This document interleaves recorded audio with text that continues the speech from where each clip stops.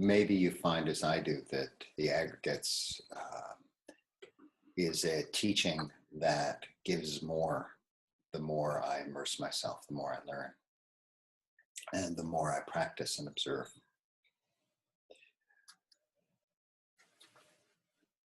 We can contemplate any one of these khandas and find value and explore what it is.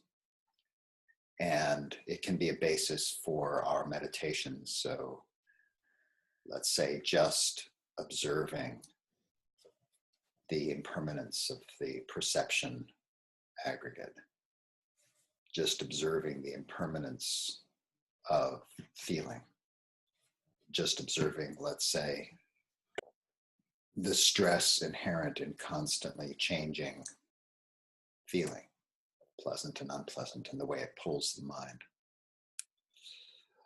and so on.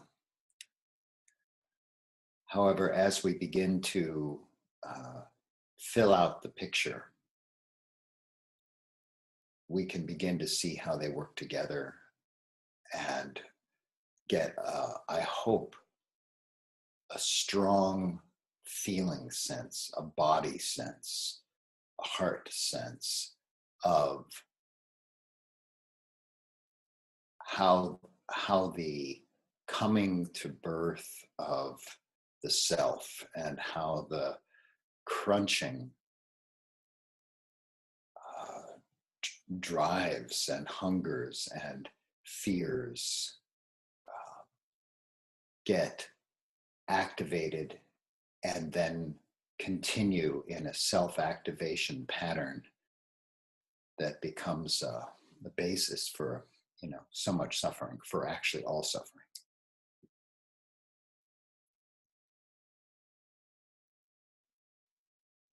We're going to focus today on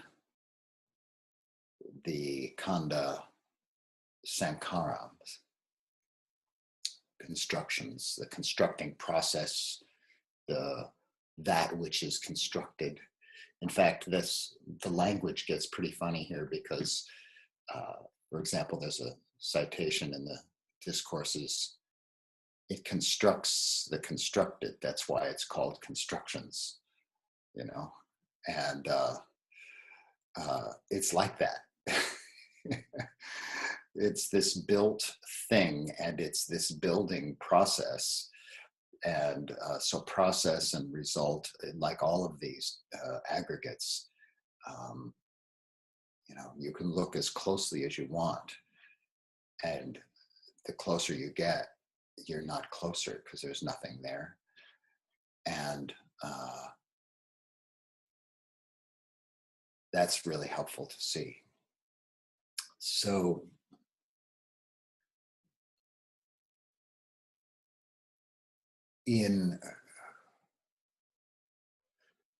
as this picture fills out, the picture of these aggregates fills out, inevitably it links us to the other essential teachings on the human condition.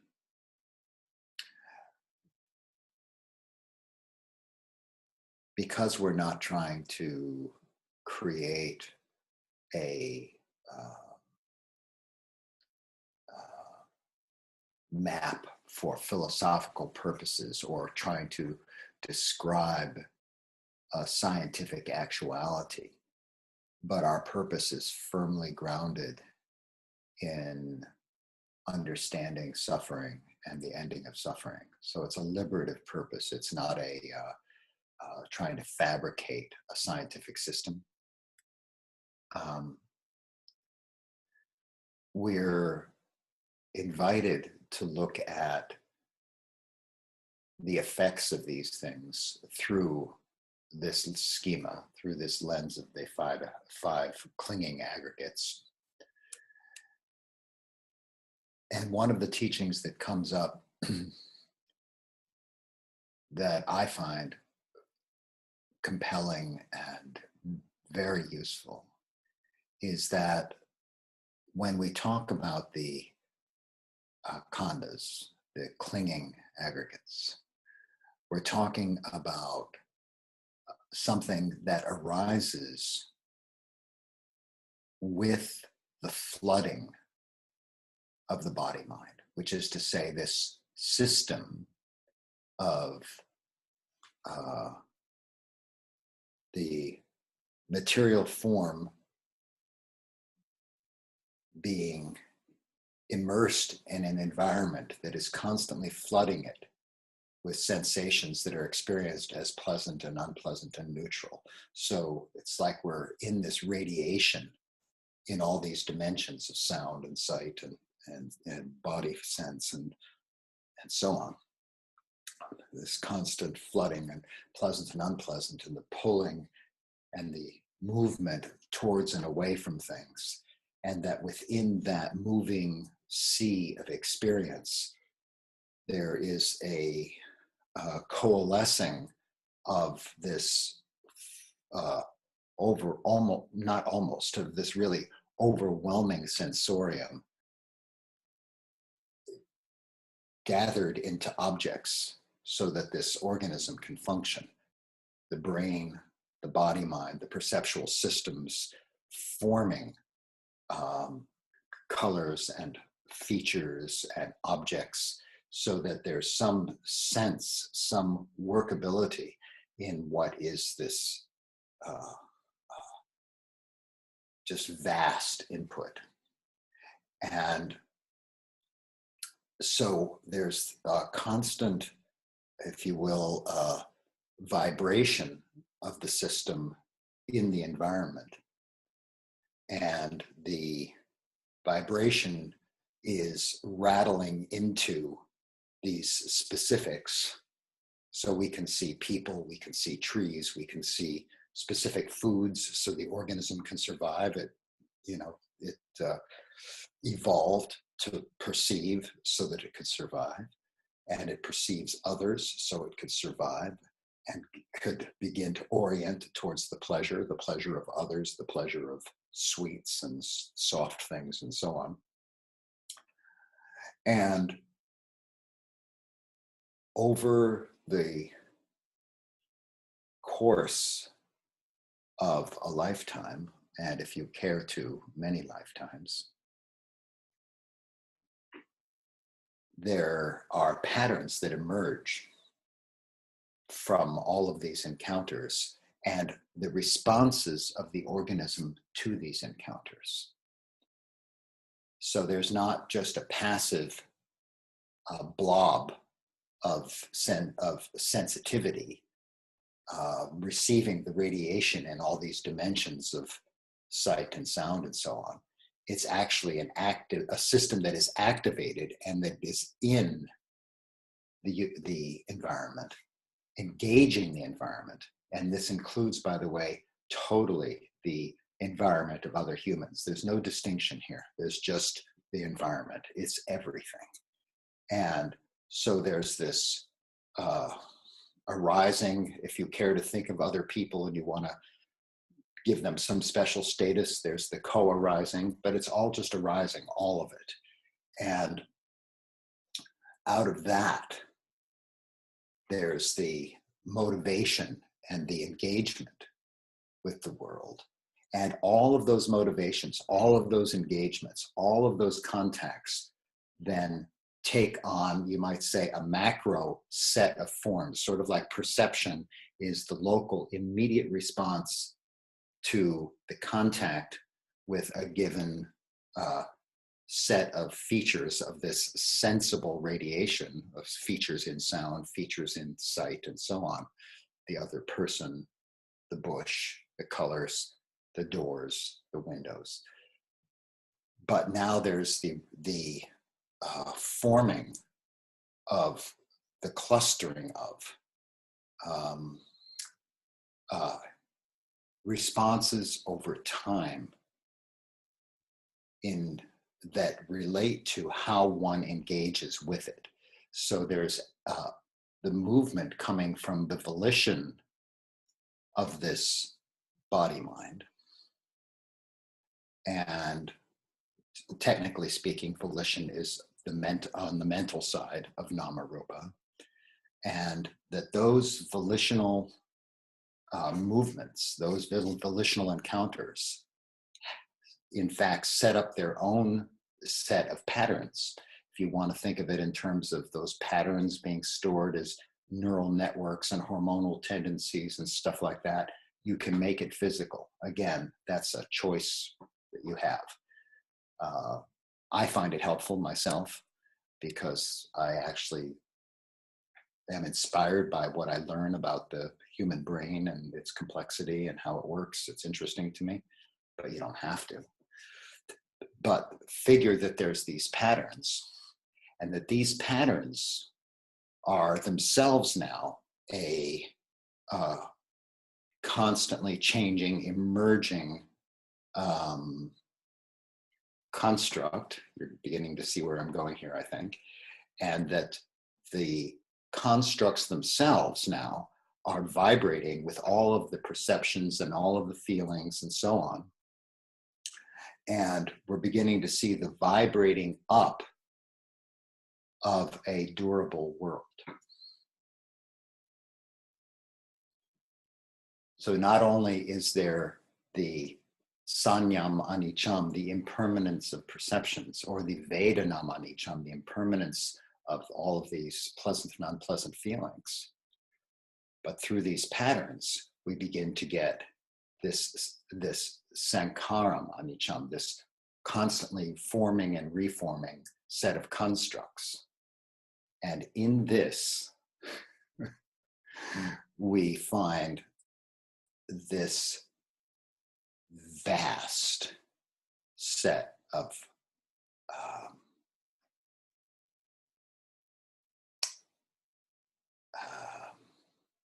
features of our experience to which we give immense importance. So let's name some of those, and we can begin to see how we're forming and reforming them all the time. But let's start with perhaps the most basic, which is time itself. Where does time live? I mean, come on, there's only now, right? If you actually go to the moment of contact, the past is gone, the future's not here yet, there's only now. We can say that a million times and write books about it and give talks about it. People who haven't heard someone say that thinks it's really wise, but it's really also very obvious if you just look. It's only now. But there's time, right? Didn't I just say there's only now a moment ago? Aren't we thinking about the end of this talk or feeling something about what's going to happen later today or tonight? Time. Don't I have a history? Aren't I sitting here with my history? Aren't you sitting there? And aren't we relating in our histories? So we have time, we have story, the narrative of this life. Sankhara. Built up. Don't forget where we're coming from. Let's not get lost in like the remarkableness of it. Let's stay with almost something very blunt, which is just that this is fabricated and refabricated each moment, and we believe it, and this is where we live. My story, your story. My whole sense of gender, race, religion. Now, you may perceive me, and in the sanya, perceiving the colors and then perceiving the human and perceiving the male and perceiving perhaps, the white guy or whatever. There may be these percepts that are intimately tied with the constructs, right? So this is the example of sanya sankhara, where they get so close that if you want to try and tease them apart, no matter how many degrees you get at university, you won't be able to do it, right? It's just, but let's look at with all of that, there's the particulars of my story that I carry around. And of course, my story completely includes my story about you and what I think your story is of me. So we form this mutually stimulating storyline that goes on forever and is constantly forming and reforming with Rupa, Vedana, Sanya, the Sankhara constantly shifting, bubbling forth. It feels completely solid and real in any given moment that I grasp it and hold tightly enough to it. I can say that's exactly how it is. This is exactly who I am. My age, time, my history, story, my who I am with you, and what do we have in Sankhara? Relationship.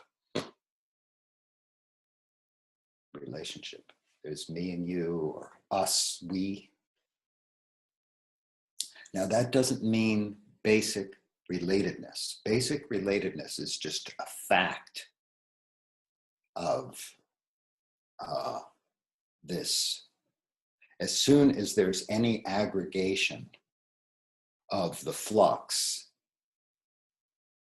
there is, in the co-arising, individuality begins to be felt or perceived, and the note and the relatedness is it immediately existing. As soon as there's any sense of a locus of experience, of anything that is like I am, that I am is in relation. But relationship, me to you, specific, formed and reformed. Relationship is this arising out of the aggregating of experience that we are identifying now as Sankhara, as a construct, as the constructed, as the constructing process. So here we are. Here we are. And we're exploring together this actuality of the human experience. And as we explore together, we begin to see features, and we talk to each other about these features, and we learn from each other. And as we learn from each other, we're impacting each other, we're forming each other. And so the whole process of learning is also one way of describing nothing other than a dynamic of Sankhara, of constructing, learning. And when you say things to me and you really like what I've said, and there's a sense of the me that I've fabricated, and that me feels stabilized by your kindness, by your compliment. And in the stabilizing, I can relax a little bit. And I like the relaxing, and I like being told that you like me. And I begin to like you. And through this kind of process of that, and maybe something you said was just, you said it the same way my mom said it. And it just felt so good. And so I'm resonating my system of the past constructs with the new constructs. And we have within Sankhara the whole world of emotion, the whole world of my psychological makeup, Sankhara, formed and reformed with each other, formed and reformed as this self tries to move through the world. And the self moving through the world still needs to do stuff like feed the body to survive.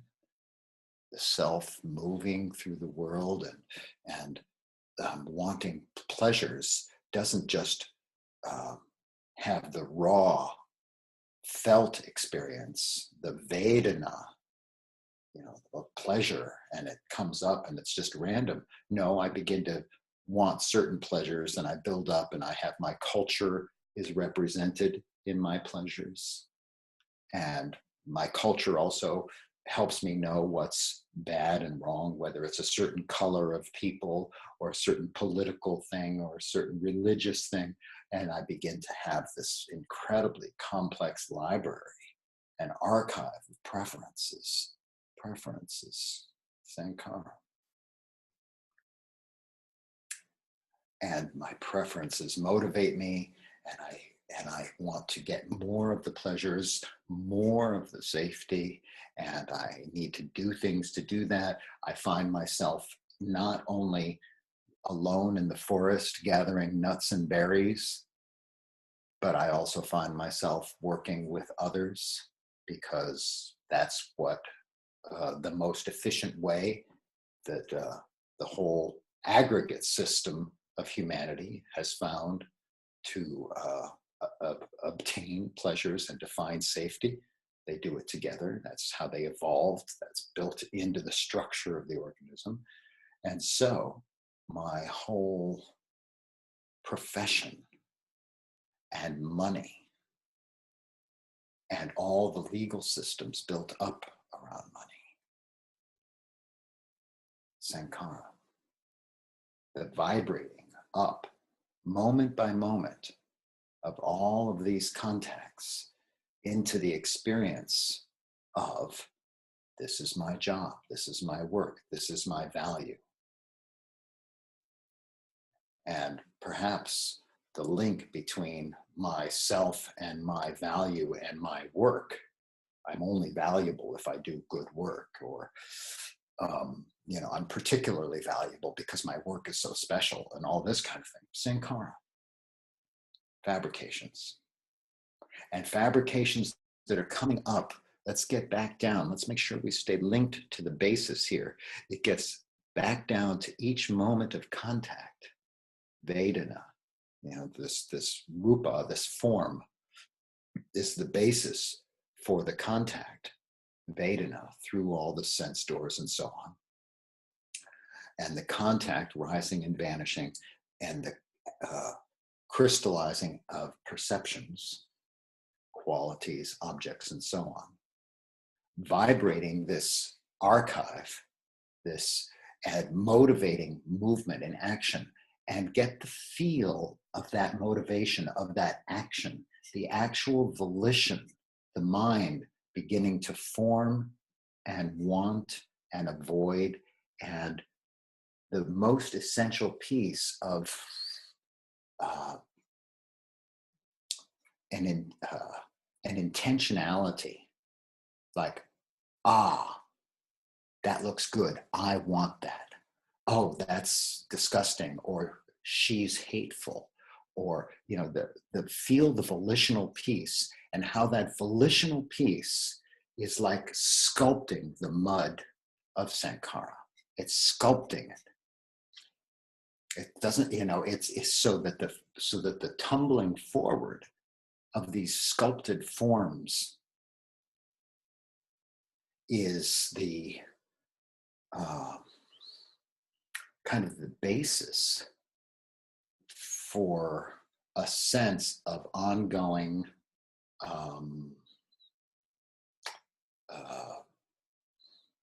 you might say, the vibrating of the system of dukkha.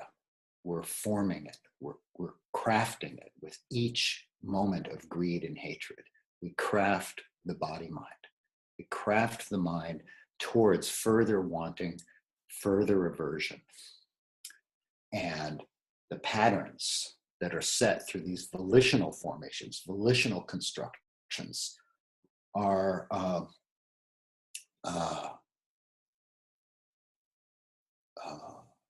what do I say? They're efficacious. There was a result from each of those mind actions, each of those volitional actions. And the result is the forming that has us meeting the next moment with those tendencies, with those desires and aversions. So here we are, and it's all completely real, and it really is scary, and it really is desirable. My lust is uncontrollable.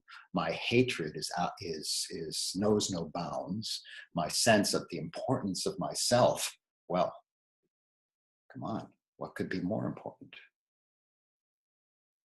And we begin to see the outlines of dukkha, don't we? Actually, it's more than outlines. We're kind of getting into the Mack truck of dukkha here.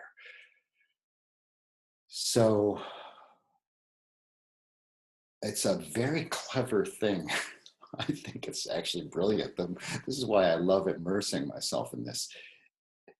It's so clever to take such a massive teaching as Sankhara and just call it one thing and say, deal with it. You know, it's not given more named importance in the scheme of the aggregates than rupa, vedana, sanya, sankhara. Time, money, culture, history, self, psychology, emotions, sankhara. You see why, though? It's all the same process. It's all the same thing. Now, don't tell that to someone who has, let's say, just finished their PhD in psychology and understands all the details of Sankhara at levels that you and I may never understand, right? Because they've really studied all the details of not a particular kind of emotion, but the whole emotional field, let's say. But that's just a piece of Sankhara, a little piece of Sankhara. The assumptions in there are assumptions about time and self and culture. So go talk to a sociologist or a social psychologist, and same things. Oh, tremendous detail, and there's immense value, because anywhere you go in, if you really go in far enough, you'll see what we're talking about, and you'll see at the bottom of that just this empty process. You can go in anywhere. You could go in with just money. You could go in with just hatred. You could go in with any aspect of culture, any aspect of racial justice, economic justice, our notions of politics, of religion. You go in anywhere. And when you get down to the bottom, you find the same thing. Sculpting and resculpting of the mind. The fabricating of the reality that is then resonated as this organism moves through the environment. Vedana sanya. Vedana sanya. But it's resonating the particular forms that this particular locus of experience, this organism, has gathered and called a self.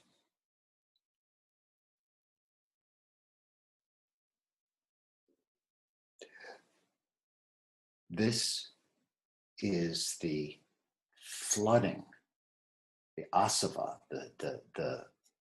the intoxication of this system in ignorance, where it doesn't know that this is going on. And the whole system is being driven by these volitionally formed shapes in the mud, and the sustaining and gaining of pleasure will intoxicate it to go for pleasure. And then when we're in the pleasure, we're drunk with it. We're flooded by it. We're obsessed by pleasure and, of course, by pain. And we're flooded and obsessed to protect and build and nourish and coddle the self. We cherish the self. And as the body mind is flooded with that, So we behave, and so we continue the cycle of ignorance and agitation. Can you feel, perhaps, from what I'm saying, how agitating all of this is?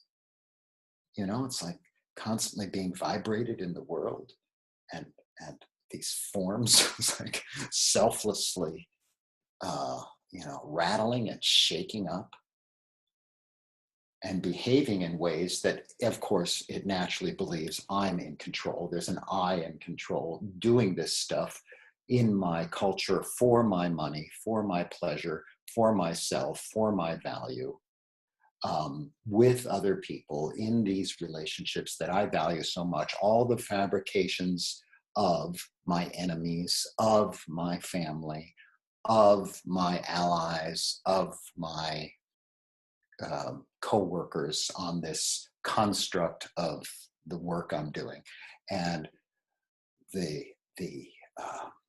there's no end to it. Constantly shaking, and when you really get that this seed at the bottom is constant volitional movements based on the wanting and not wanting are what keep the system motivated, this hungering, this tanha, this thirst for the experiencing of these things and the fears that come up with that. When you really get that at its root, this is a state of profound dissatisfaction and agitation. Even the pleasant parts of it. Even the pleasant parts. Perhaps there can be a glimpse of the dukkha, and now we see that it's not just, suffering, but it's this fundamental condition of unsatisfiability. And as long as we're within the system of trying to satisfy, which is that which is not satisfiable, we're bound to remain dissatisfied, discontent, agitated, and spun back towards the delusions and ignorance that keep it going. That's the cutting that we're involved in. That's the system. That's the stream we're going against. That's the radical nature of these teachings, that rather than find satisfaction within that system of these aggregates, that there can be a quality of peace and happiness that has nothing to do with any of that.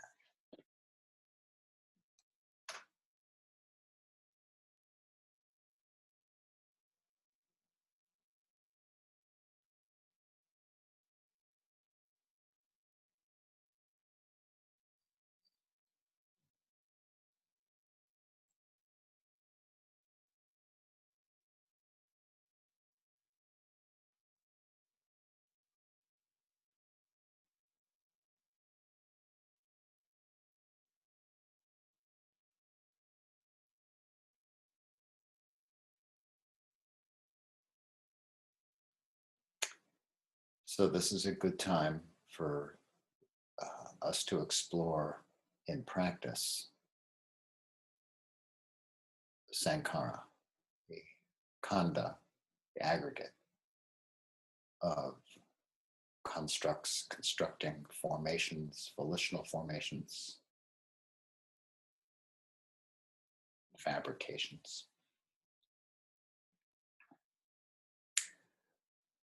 So in a moment, we'll be invited into groups of two, and I'll offer the contemplation now.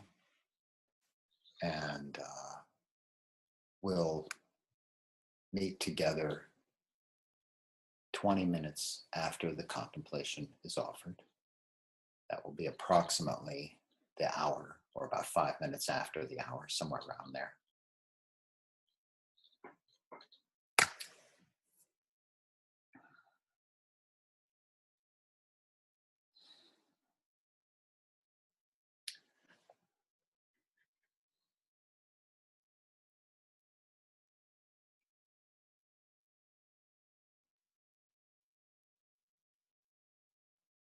So the root construct is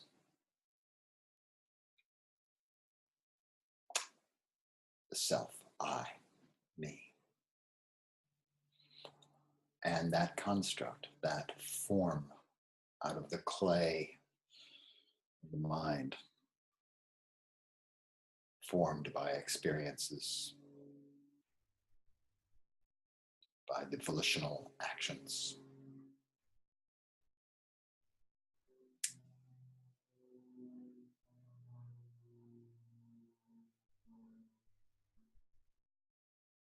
Commandeers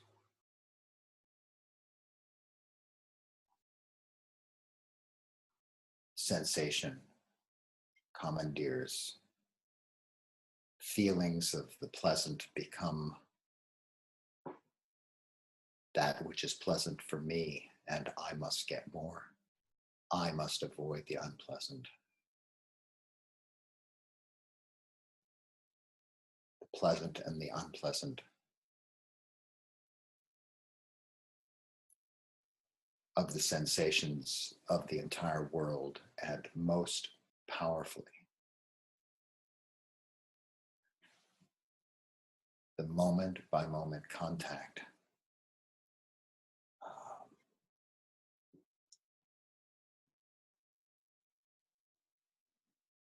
that draws me in.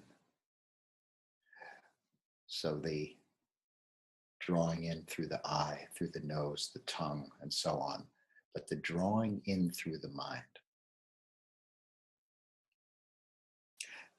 the spinning of the emotions, thought trying to get a handle on it, never can, but tries. And so this constructing process continues in its cycles. And in that, I cannot find anywhere to land.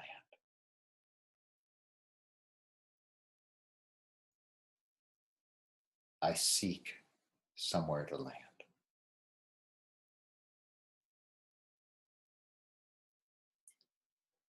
I seek survival. I seek pleasure. I seek you.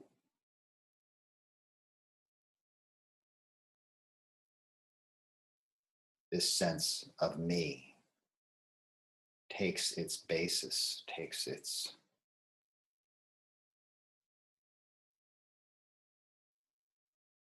learns who I am through the mirror of you. I by myself in the woods. Nothing to compare to, nothing to be better or worse or same as. Nothing to realize the pleasures or to be shredded by the pain of relational sensitivity that is the birthright of this body mind. So not only are there constructs of me and I am, there are constructs of you, you are. And perhaps I begin to see that we are forming and reforming. But what are my constructs about you?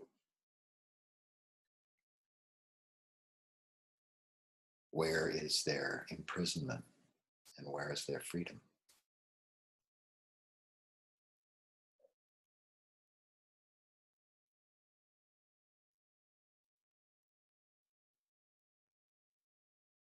Can I become aware of my sense of the archive of self? Can I become aware of your place in my archive? Can I become aware of what being in front of you resonates of my archive?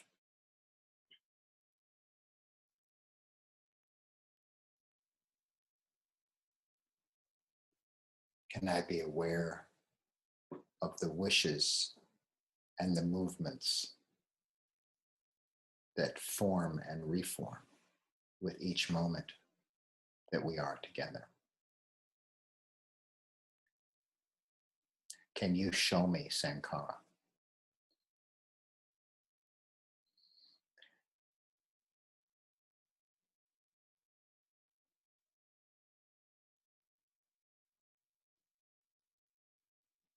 Can I see the world being formed and reformed through these feelings and perceptions in what we reflect to each other?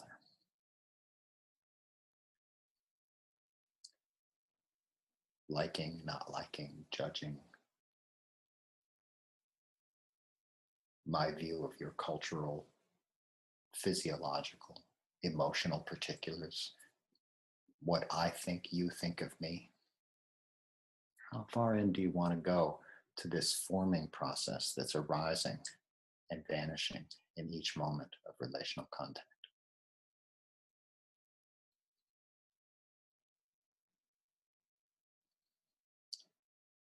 Do we point each other towards clinging or towards freedom, towards non-clinging?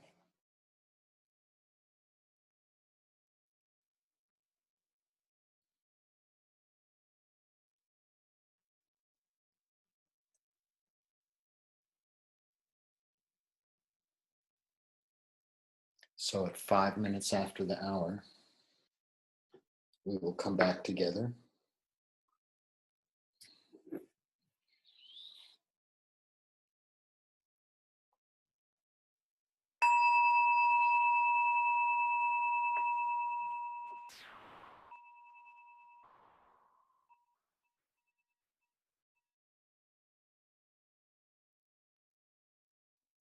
I'd like to open us up to questions and so on in a moment. But before that, I'd like to once again touch this group of similes that the Buddha offered for the each of these khandha. I think they're really useful.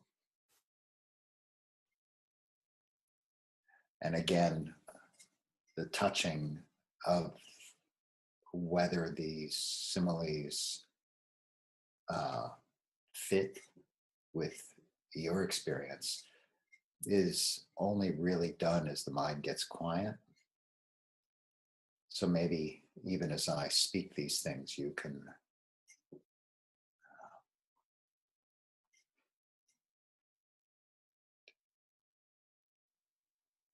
look inward and find what you find.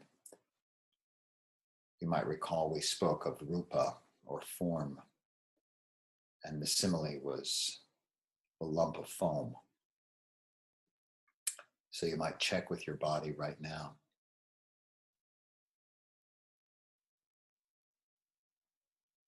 And see what you can find there. Is there anything more substantial than a collection of tiny bubbles stuck together like foam?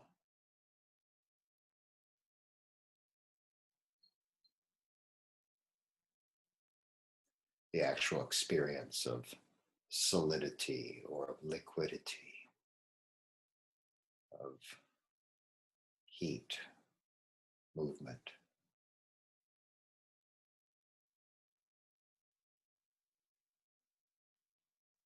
Lump of foam, impermanent suffering, non-self, rupam anicam, rupa dukkham, rupam anattam.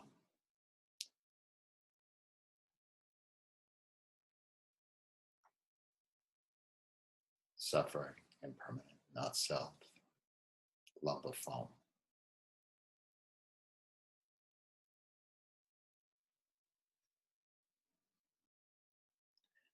And feeling Vedana. likened to a bubble.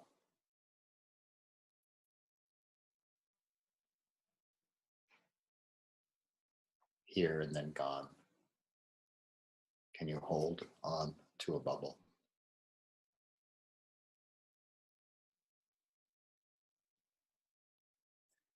The pleasant and the unpleasant, the neutral feelings as they wash across the body-mind.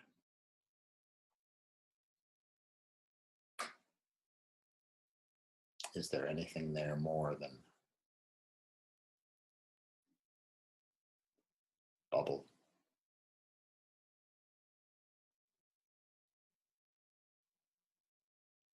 Can you catch it?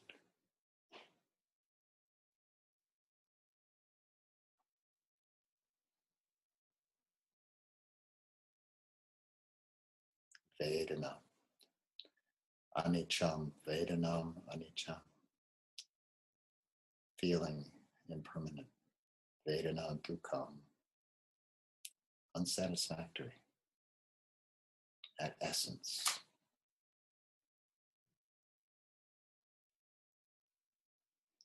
Vedanam, Anatam. Not I, not me, not self. Bubble. Feeling, bubble.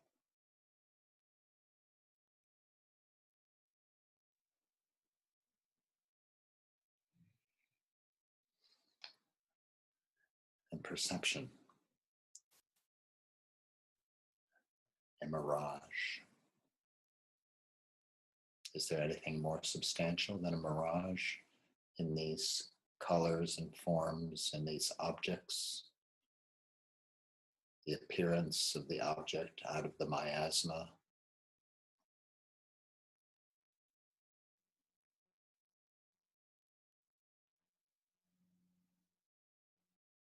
Sanya. A mirage. The appearance of something that's not really there. It sure looks like it is. Sanya manicham, arising with each contact. Perception. Sanya dukkam.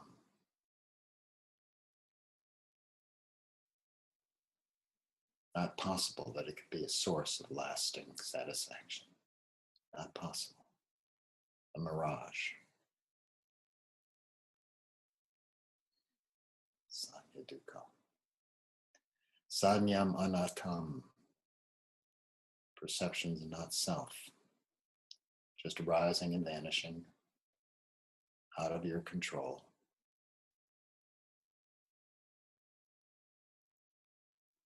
To cling to perceptions is just more suffering. To cling to a mirage is suffering. Sanya.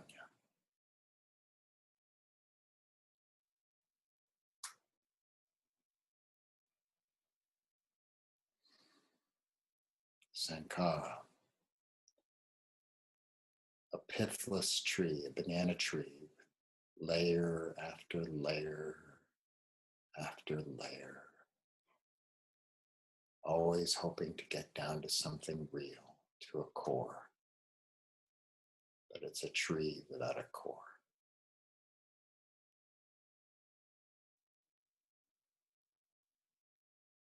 No pith, no substance. Sankhara. Constructions.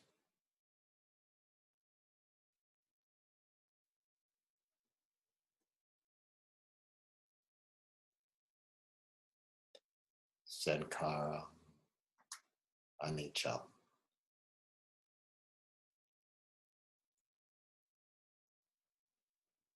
Impermanent, out of control.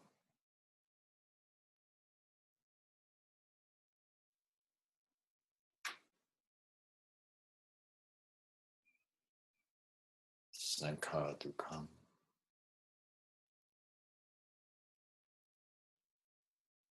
Formations unsatisfactory.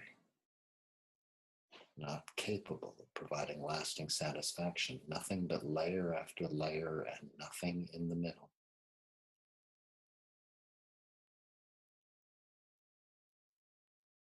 Sankharam anatam. Formations are not self. It's a whole history. Just impersonally rising, vanishing. The appearance of self. Like a tree, but no core.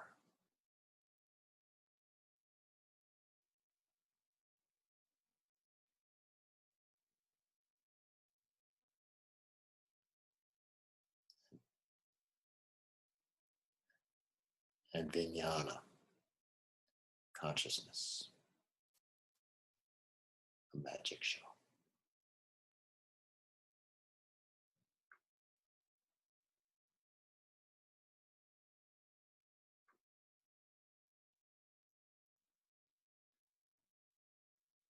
Rising and vanishing each moment on these tides of nama rupa, these waves and vibrations of body, mind, name and form.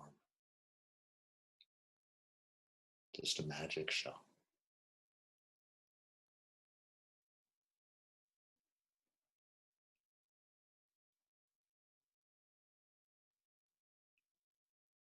Vijnanam anicam.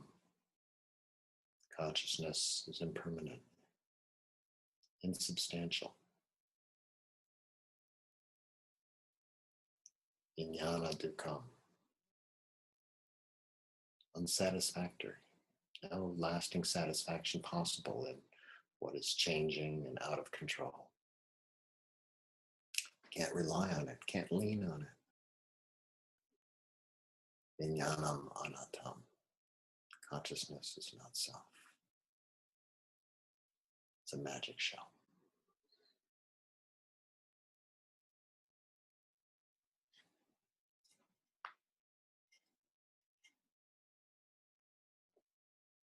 One becomes unenamored, disenchanted, no longer under the spell of the magic show when one sees things as they are.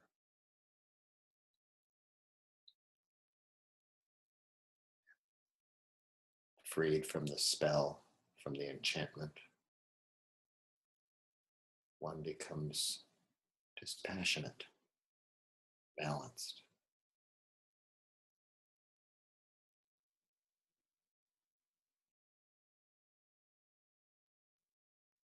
One is balanced, dispassionate. Becomes unagitated, undisturbed.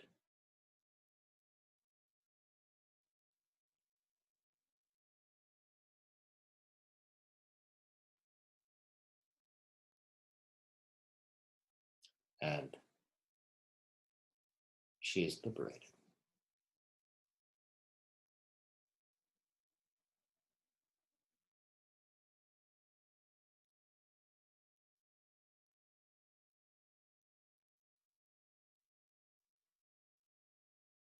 Unagitated.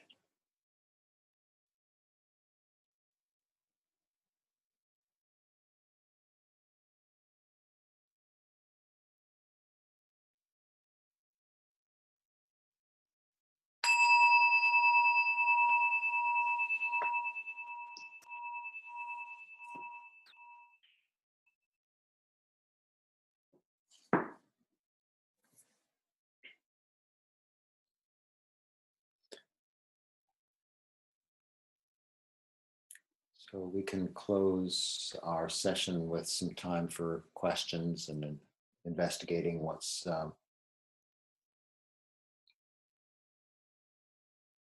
present now in the body mind.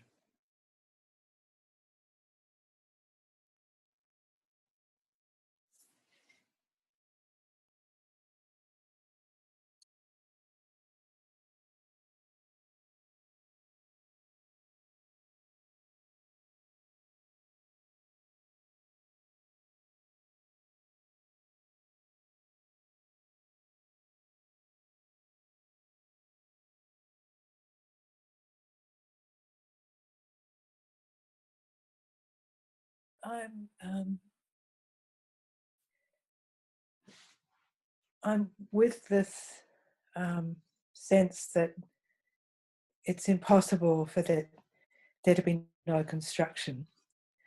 Even when one can recognize unwholesome construction, and that just simply by choosing to follow the Buddha's teachings, there is construction.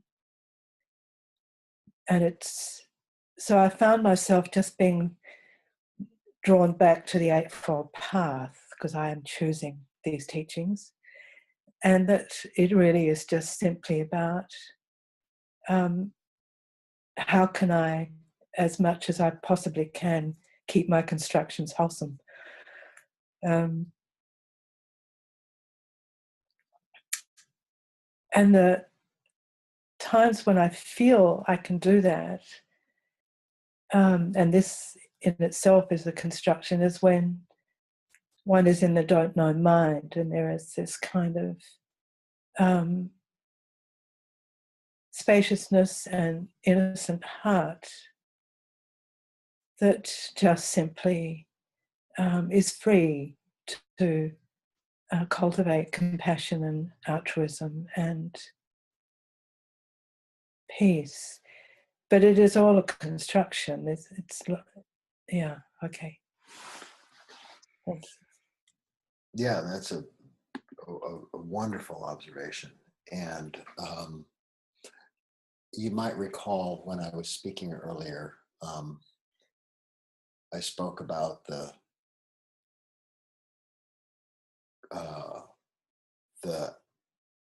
khandhas as a whole being flooded, being swamped by the the urgings towards pleasure, which of course then is away from pain, and being swamped, intoxicated by the self and all that it goes after and protects, and maintaining this intoxicated state through ignorance, through not knowing it's happening. That's the clinging aggregates. The 5 clinging aggregates are swamped and flooded. When they're unflooded, when there's not the when the asava, when the intoxicants, the floods, the taints have been, shall we say, eliminated, abandoned, released, then there's no longer all the desire and lust that's driving the system. And then it effectively doesn't exist as a clinging aggregate. It just, one can say that, well, maybe it exists as a non-clinging aggregate. There's plenty of debate about that, and there is a discourse that would seem to indicate that. But that's where the teachings pretty assiduously avoid trying to say anything ontological, about the nature of existence. That's not the concern. Ending of suffering is the concern. So if there's not the clinging aggregates, done deal. So there can be the constructing process, but there's no flooding.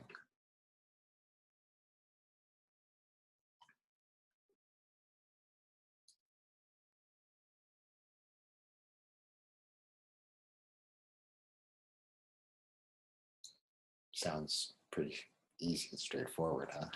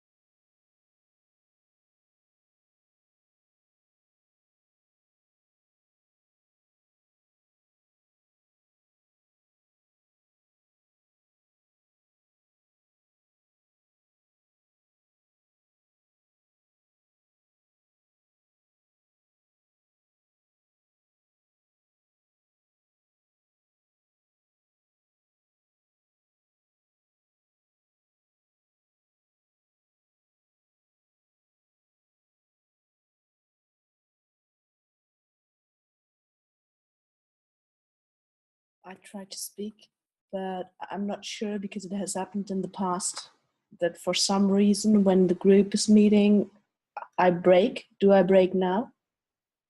Oh, what a gift.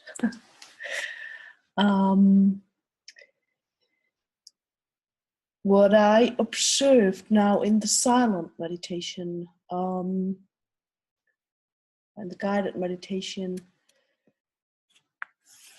the contact element of dependent origination became very clear.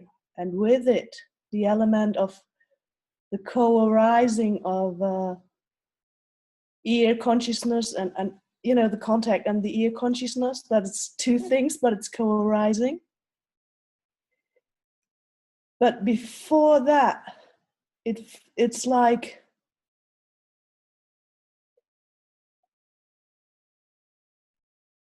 there has been clinging to the consciousness element as a clinging thing, because it feels like one consciousness, you know, not like consciousness co-arising with ear contact or eye contact. And the moment this clinging disappears, actually is very similar to when to some elements of open, and to 99.9% there is clinging to consciousness as being me. I know we are investigating Sankhara, but that's where I landed through investigating Sankhara.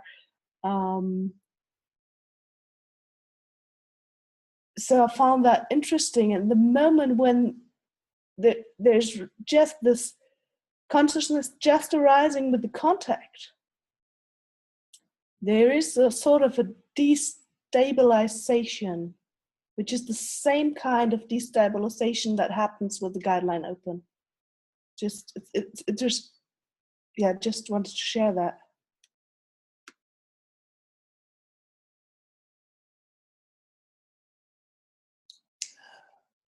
Yeah, it's natural that we would migrate to Vijnana from Sankhara, or to Sanya from Sankhara, or Vedana from Sankhara. That's the nature of the interwoven quality of this aggregate experience of existence.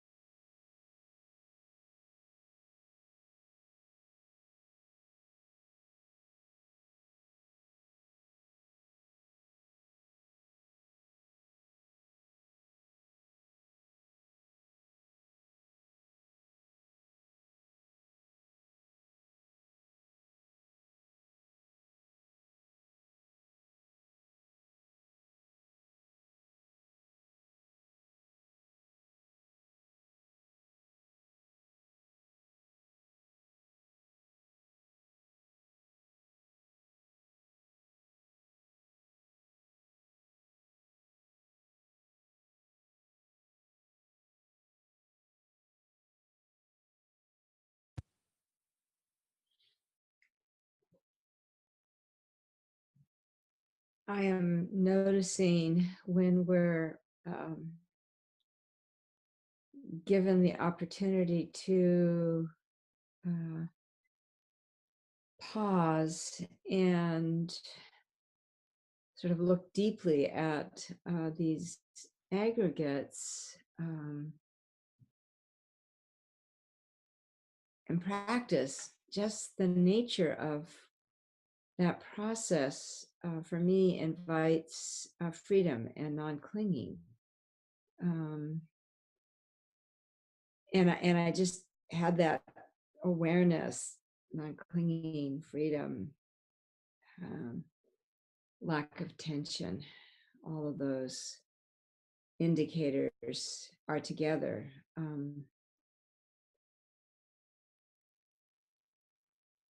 And I know in the world for me, the minute there's clinging, wanting things not to change, or not wanting whatever feeling or construction is arising in with me, then of course there's suffering.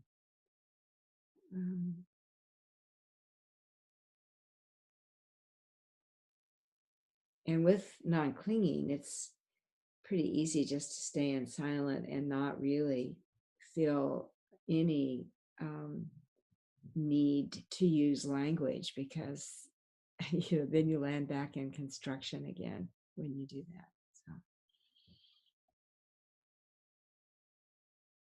I think it's also useful to follow that kind of reflection into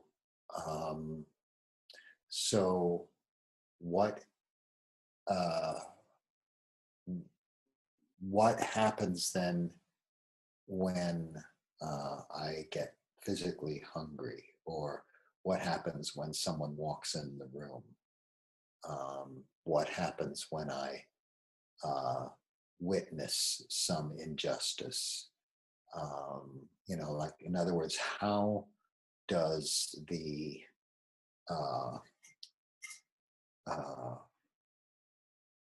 experience of non-clinging and its attendant peace and clarity function in the world? And because we could easily be left with a sense of kind of paradoxically, even though there's no experience of self, there's a could be a perceived cocoon-like quality, to the individual who's experiencing that. And while it's a uninformed view of the actuality, it's a common one.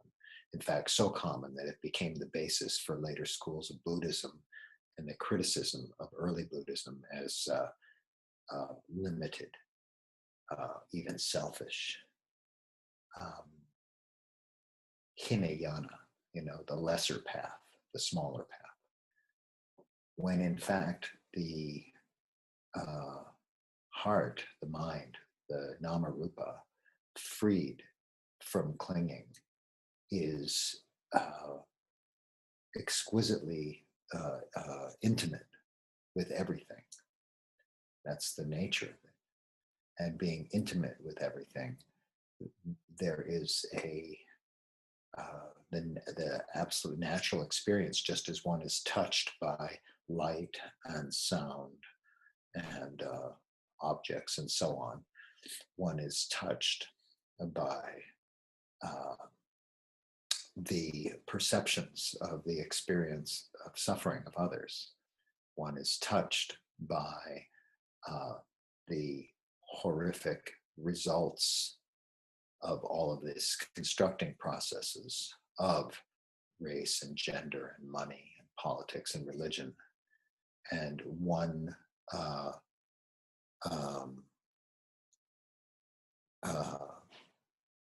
is naturally moved within that system. One remains dispassionate, disenchanted. There's no loss of the shall we say, the insight.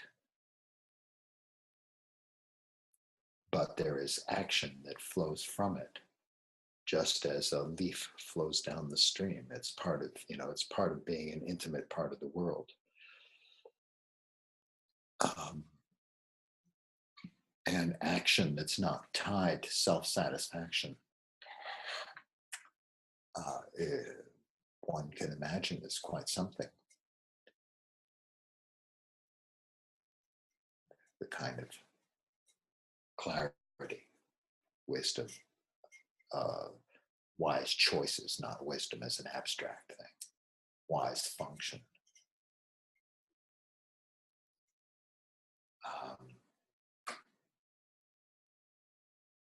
But there's no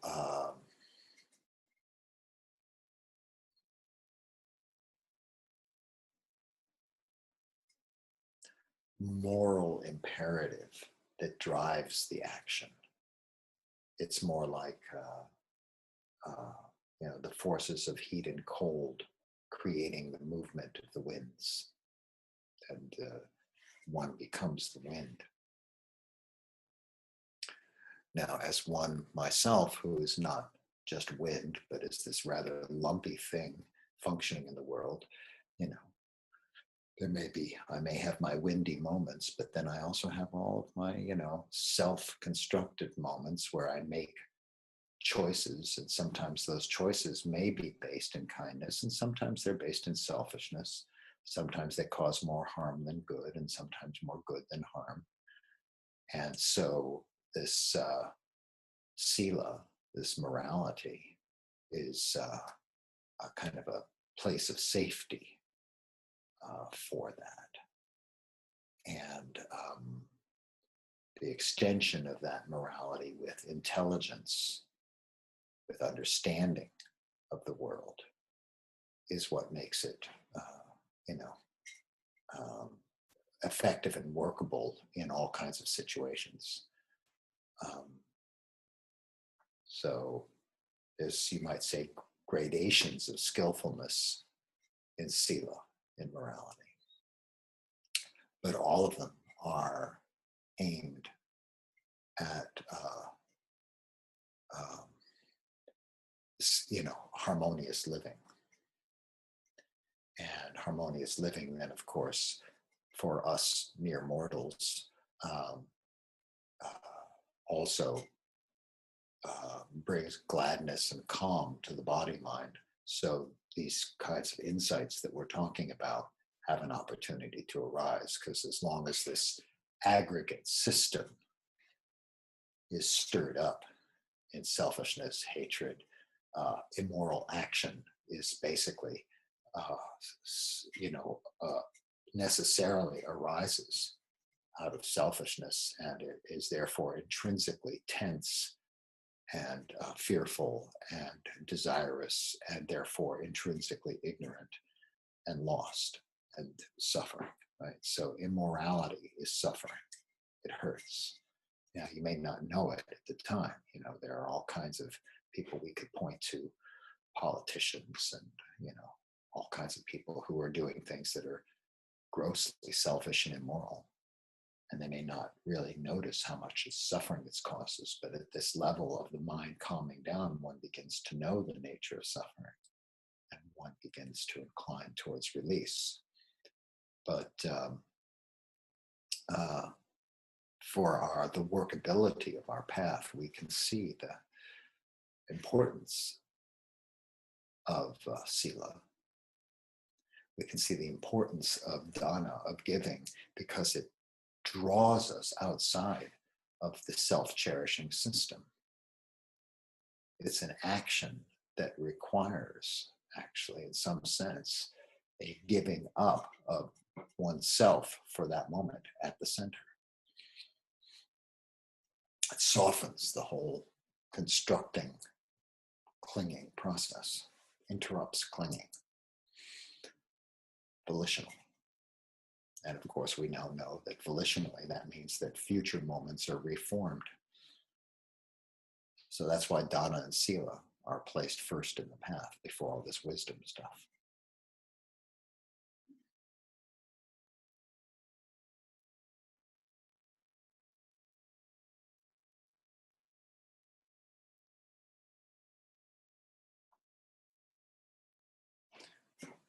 I noticed time-wise, looks to me like we have a few more minutes. So if there's another comment, that's fine. If not, we can sit here peacefully together for a couple minutes.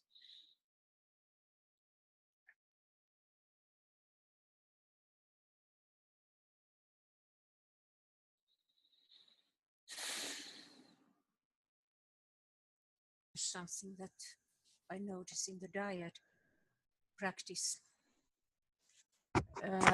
I mean, this is self-evident, but really seeing how it happens, I think it's worth mentioning.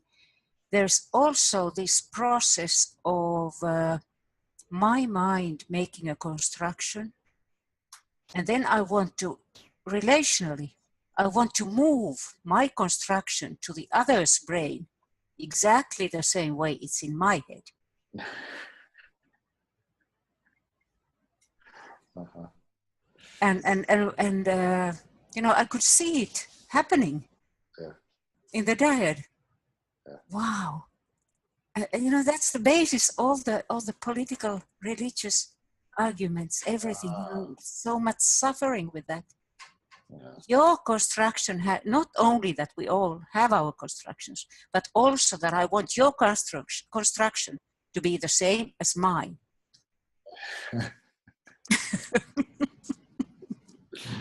Yeah. That's one of the reasons last week, you may recall, when we were exploring Sanya perception, when it came time for the contemplation, I focused on a lot on language. And language is this powerful thing by which we do exactly that. We try to inoculate each other with our self. You know, I can implant myself in you. And, you know, we can then be together in the expanded ego of our political party or our religion.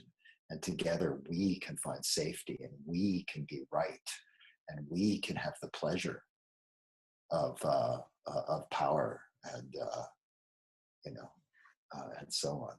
So that's a great observation. Yeah. I want to be understood by you. It really firms up my existence. Thank you very much for understanding me. I feel much, much better now. Somehow I feel more solid, you know?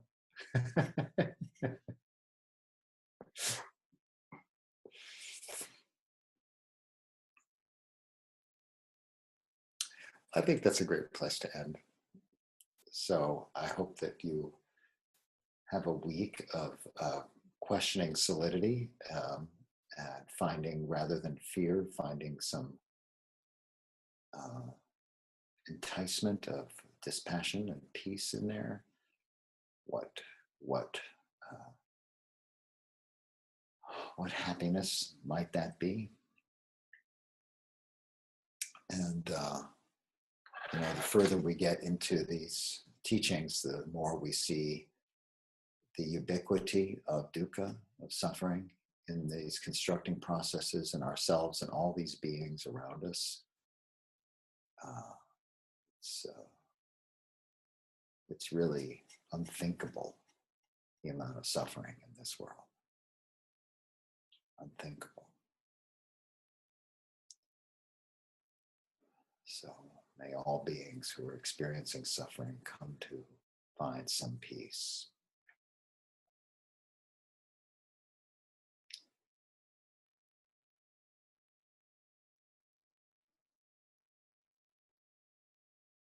May all beings be free from ignorance, from hunger, from agitation and fear.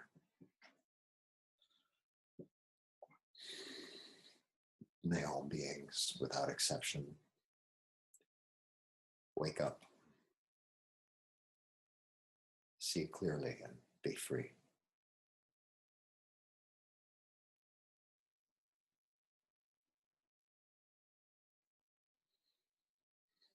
May there be peace.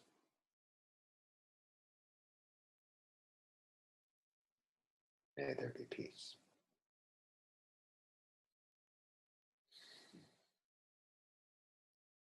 May there be peace.